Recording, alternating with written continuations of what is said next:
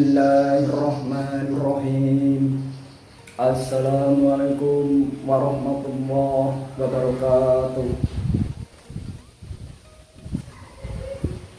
Saudara-saudara yang berbahagia, semoga insya Allah dikasihani dan disayangi Allah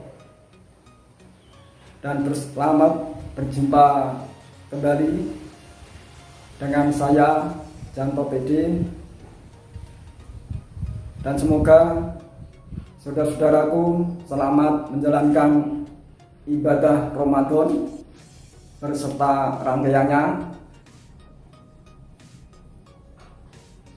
Dan marilah dalam saat ini saya akan membahas tentang,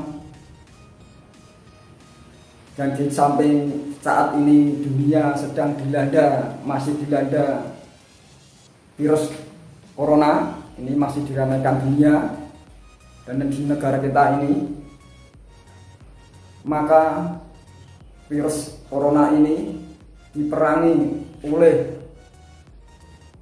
orang di dunia ini, dan negara kita ini juga memerangi virus corona. Bahkan virus corona ini boleh dikatakan perang dunia ketiga, yaitu perang melawan virus corona, teman-teman.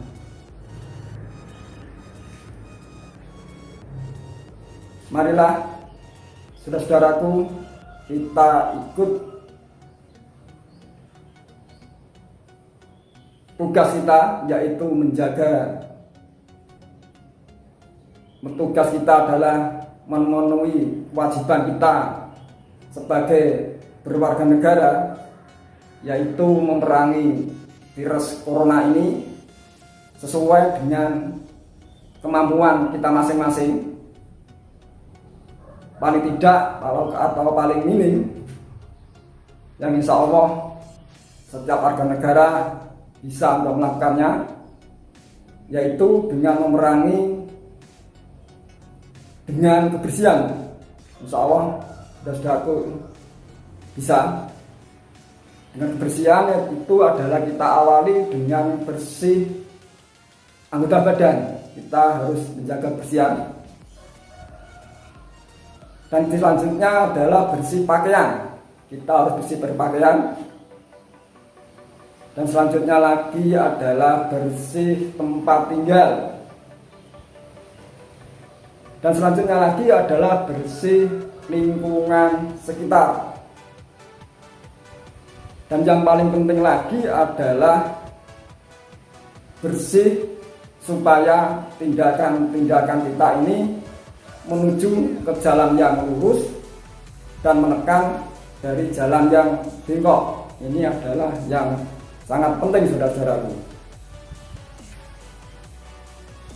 Dan selanjutnya kita mengurangi untuk keluar. Jadi jangan sering keluar ya boleh, tetapi kalau tidak penting, kalau tidak sangat perlu, lebih baik tidak keluar. Tapi kalau perlu harus keluar, karena itu adalah kepentingan atau keperluan. Dan usahakan apabila kita keluar dari rumah, kita usahakan atau harus memakai masker untuk menekan perkembangannya virus corona tersebut. Nah, ini juga termasuk bisa disebut salah satu memerangi virus corona dengan cara yang terminim sesuai dengan kemampuan kita masing-masing. Kemampuan kita sampai di mana terserah saudaraku, sampai di mana kemampuannya.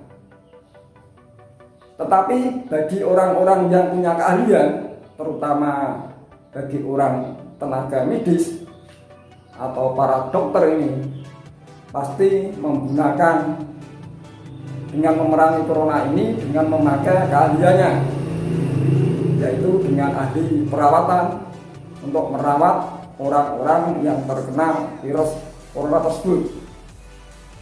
Juga para ahli dokter, para dokter pasti menggunakan dengan ilmu kedokterannya untuk menolong orang di seluruh dunia ini atau di negara kita ini, supaya orang yang terkena virus corona tersebut bisa sembuh dan bisa lepas dari bahaya ancaman virus corona tersebut.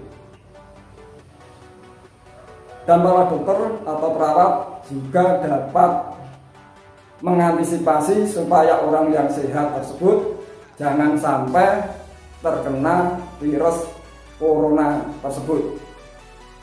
Jadi di sini jelaslah bahwa untuk memerangi virus corona itu adalah sesuai dengan keahliannya masing-masing. Karena kita sebagai warga negara adalah wajib untuk memerangi virus corona tersebut. Nah, ini sesuai dalam firman Allah dalam Al-Quran surat Al-Baqarah ayat 216 yang bunyinya insyaallah, a'udzu billahi minas syaitonir rajim.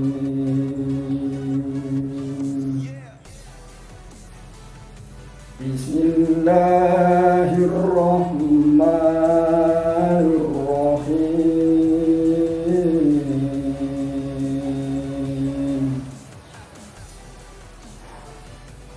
Kutiba alaikumul qitalu wa huwa kurhun lakum wa asa an takrahu syai'an wa huwa khairul lakum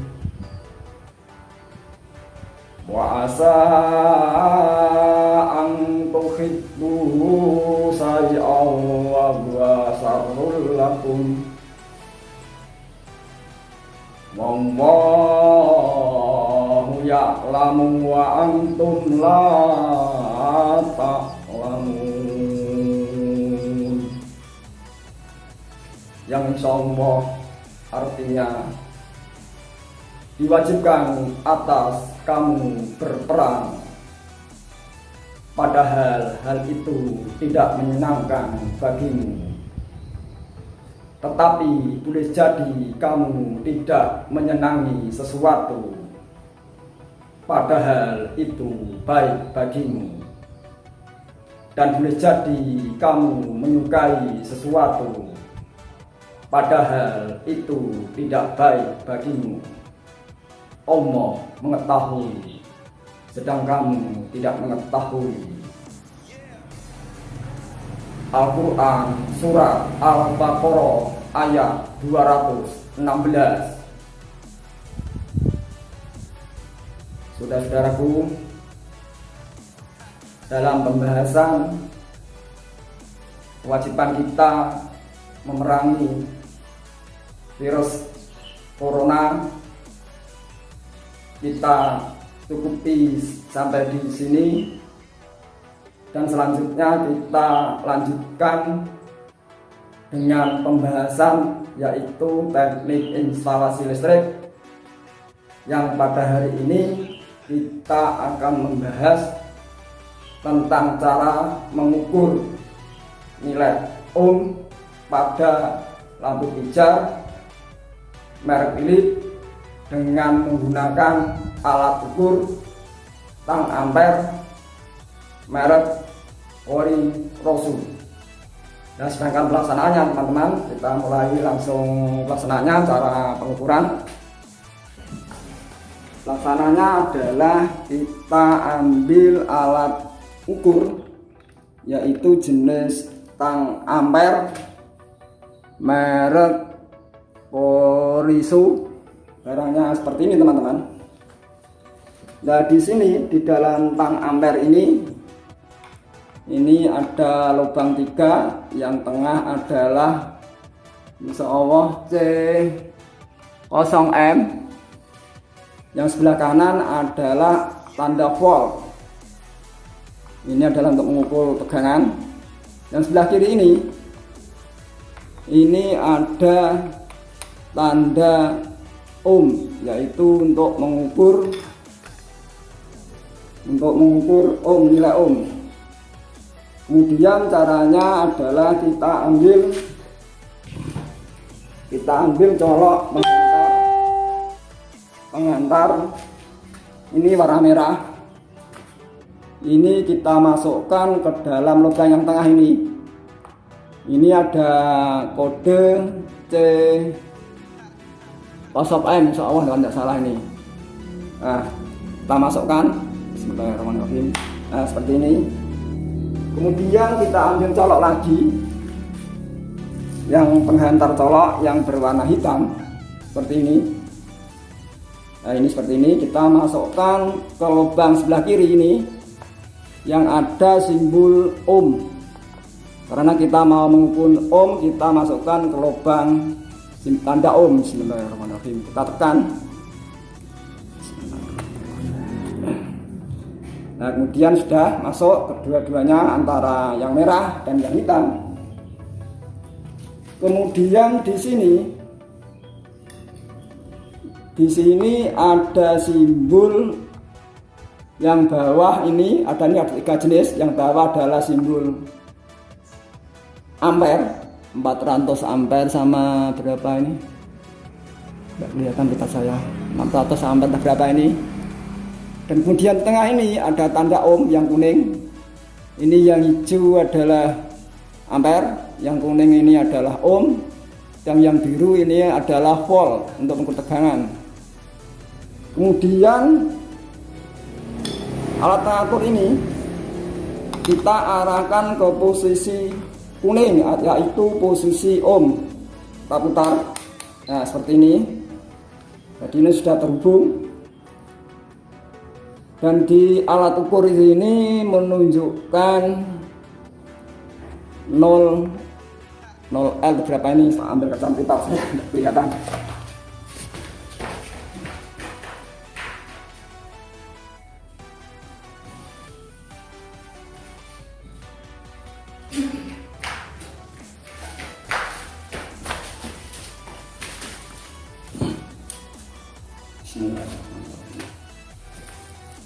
Nah, di sini menunjukkan 0L teman-teman ya.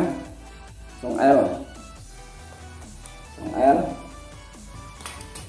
Kemudian kita ambil lampu pijar merek Philips dengan watt 25 watt. Kita ambil.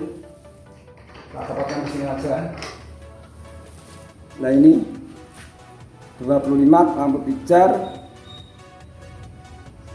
merek Philips. Caranya adalah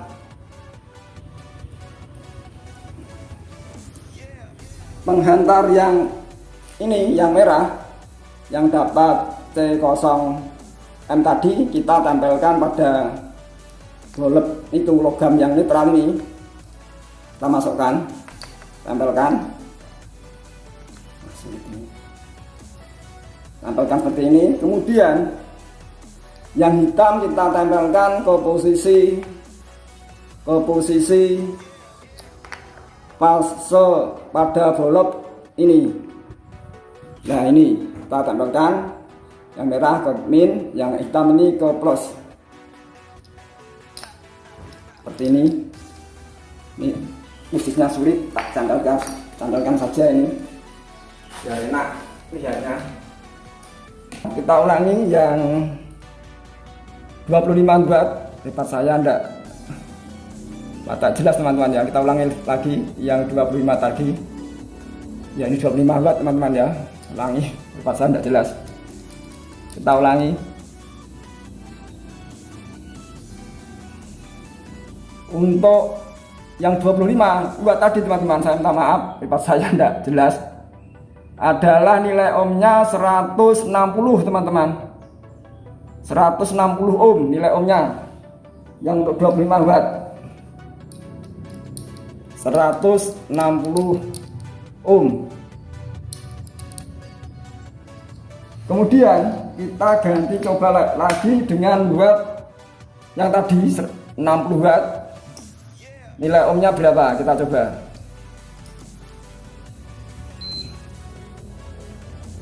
Nah, ini cara seperti ini. Yang min kita tambahkan yang merah, yang plus kita hitam.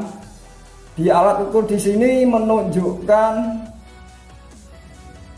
67 ohm nilainya, teman-teman. 67 ohm. 67 ohm. Tak dekatan bisa enggak ya? Nah, ini kelihatan enggak ya? Nah, turunkan lagi biar kelihatan.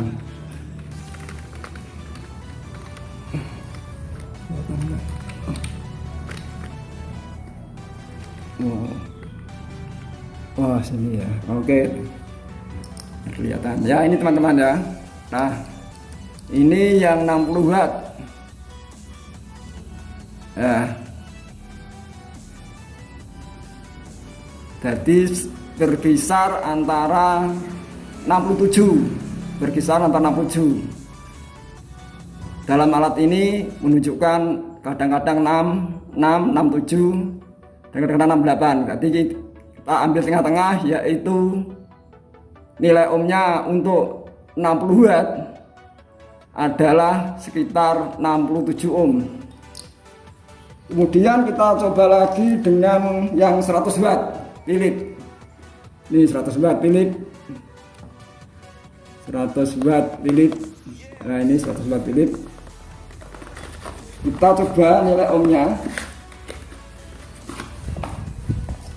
Caranya seperti yang tadi, kita tambahkan yang ini. Ya, yang min pada yang merah. Kemudian yang hitam ke posisi plus pada lampu pijar Philips. Nah, seperti ini. Nah, ini sudah menimbulkan ada kode tik. Jadi terhubung. Sekarang kita lihat apa yang terjadi di alat ukur. Di alat ukur menunjukkan untuk lampu 100 watt Philips lampu pijar menunjukkan nilai ohmnya sekitar 39 sampai 40 ohm nilainya. Nah, jadi di sini dapat saya tarik kesimpulan bahwa semakin besar wattnya berarti semakin mengecil hambatan nilai ohmnya. Tetapi semakin wattnya mengecil, nilai ohmnya semakin membesar. Jadi di sini jelas bahwa nilai ohm pada lampu pijar adalah apabila wattnya itu dibesarkan, nilai ohmnya semakin kecil. Tetapi bila wattnya itu yang diukur itu semakin kecil, nilai ohmnya semakin besar. Dan pada pertemuan pada hari ini teman-teman, dalam tentang teknik instalasi listrik, kita akhiri sampai di sini dulu.